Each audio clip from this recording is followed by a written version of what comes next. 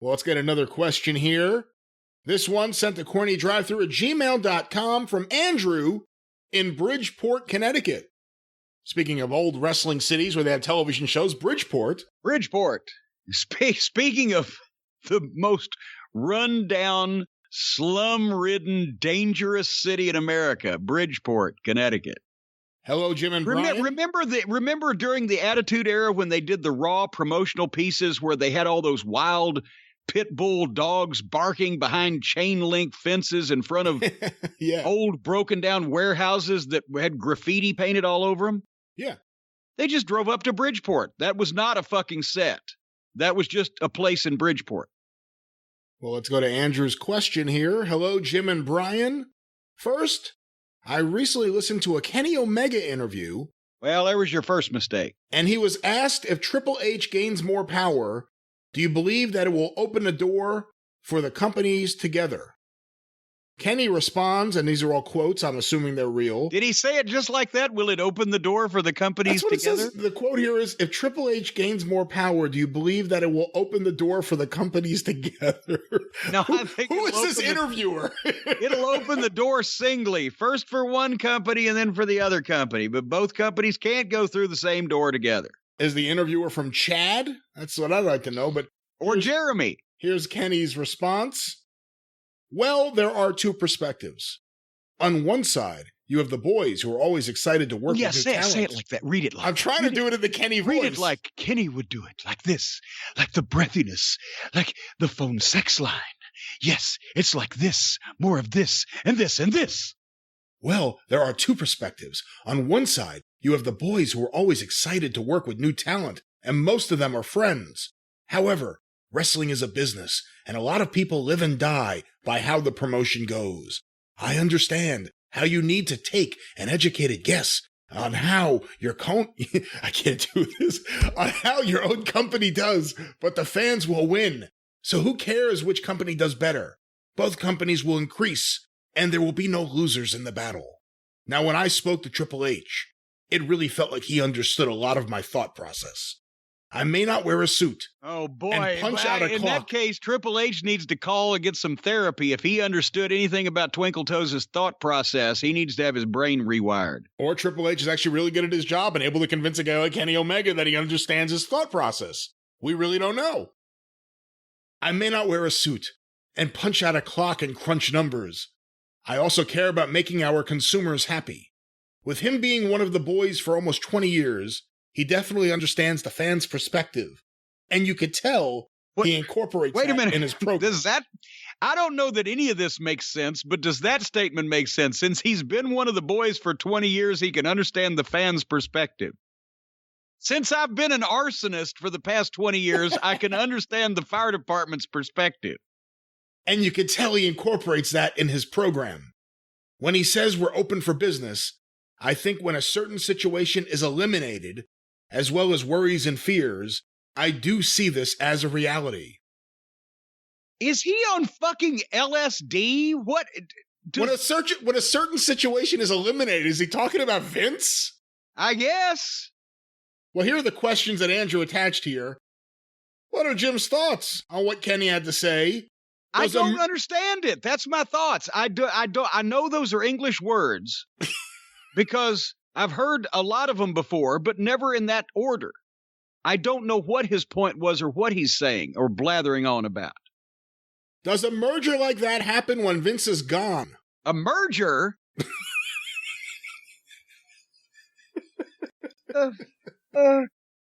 Yeah, I understand it. Next, Lipton Tea is going to merge with the fucking girl down the street that's got the lemonade stand. As soon as they work out all the fucking, compensation and everything for the executives of the various companies, the lemonade stand people are really holding out for a great benefits package. Is Triple H really interested in doing this? No. Who will benefit from this? Nobody. Well, no, you shouldn't say that. AEW will benefit from it. Nobody's going to benefit because it won't fucking happen.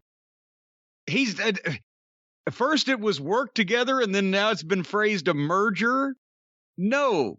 I got news for you. Whether it's a merger or whether they just are going to bump into each other in line at the mall. No, the WWE will not now nor ever, whether in Vince's lifetime or in the 7 centuries immediately following that, will they ever work with AEW? And everybody that has any sense and reason knows that. And yes, AEW would work with WWE in a heartbeat, because then Tony Khan could win another award for the Meltzer Peace Prize and next year's Wrestling Observer Awards for brokering peace between the two giant promotions. And they would probably do it for $1 and fucking catering, just so they could brag that they had a co-promotion with the WWE. But the WWE would laugh at the idea of, they didn't do any co-promotions with any other promotion in history. They're going to do one with these chuckle fucks. Does anybody think it's really going to happen now that they're just, or they know they're just doing verbal masturbation here? Well, this is the second interview like this that we've heard from an executive vice president in AEW. Cody also, we just did that one last week. Yeah. Where he was saying how, he's open to it, and I mean, of course he is. Yes. I'm open to me getting to fuck Pamela Anderson twice a day, every day for the rest of my life. I am entirely open to that. I don't know how the negotiations will go on Pamela's side. What do you think, knowing Triple H a little bit? I mean, you haven't really been around him in years. What do you think he thinks sitting down with Kenny Omega and talking to him, and Kenny's laying out his views on the world of wrestling, and he thinks Triple H agrees with him? Fucking empty-headed, fucking Harpo Marx-looking twat is one of the most fucking lost balls in high weeds that I've ever spoken to, and I've spoken to a bunch of them. That's what he was fucking thinking.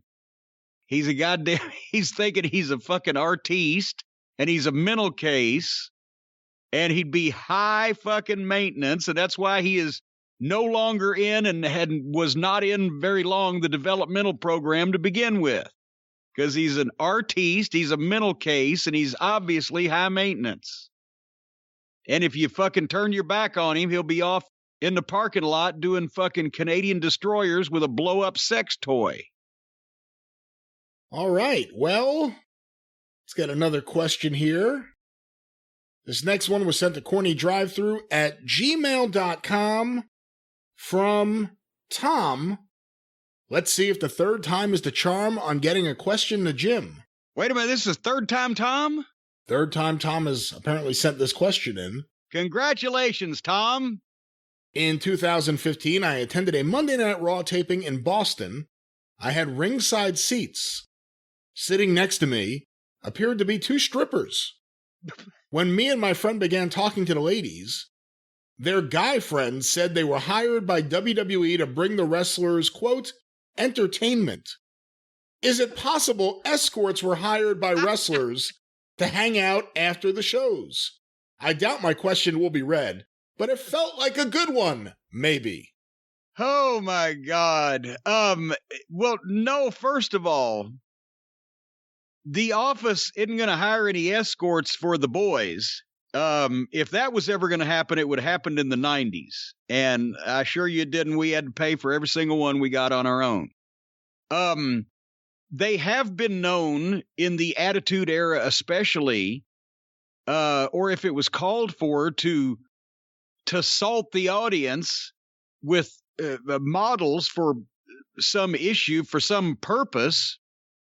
But there apparently was no purpose because they didn't get involved in the show. There was, there wasn't Rick Rude coming by or whatever that the girl has to stand up and hug or whatever. So I would assume that the guys that were with the alleged strippers, and we do not know if that was indeed their occupation, not that there's anything wrong with that, but since the guys that were with them were probably the ones that were actually footing the bill, they were trying to, much like the wrestling cousins that we've spoken about here recently, they were trying to impart to these guys that they were telling us stuff to, that they were a bigger part of the show than they actually are. And also to keep them from knowing that they were the ones that paid those girls to be sitting in those seats next to them. All right, well, let's move away from that one. But now, you know what? That would have been, because I would have lobbied for that if I was still full-time. I'd say, hey, instead of paying for fucking rehab, because I ain't never going to need that, why don't you pay for some of our fucking hookers? Because I'm in regular need of that. And clearly Pamela Anderson isn't interested. And Pamela Anderson will not get back to me. That night she was there. What was that? That was a pay-per-view. Royal Rumble, I think, and then it was WrestleMania.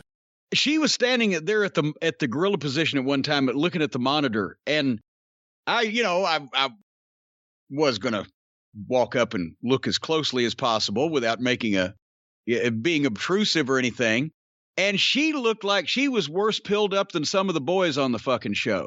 She just looked like she was kind of in la la land. When she walked down the fucking hallway, she more or less floated. So I don't know what her deal was. She probably wasn't very interested about being there anyway.